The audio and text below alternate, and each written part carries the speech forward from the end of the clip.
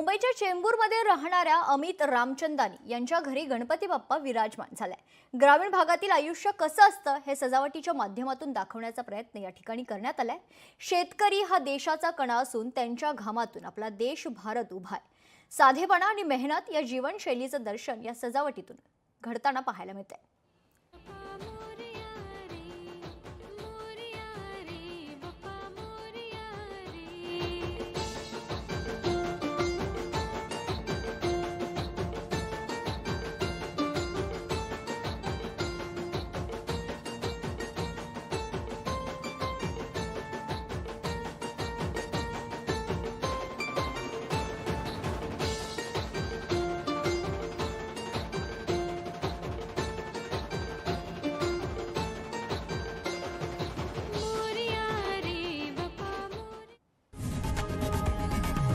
लोकशाही मराठी ऐका, पहा, जागरूक रहा।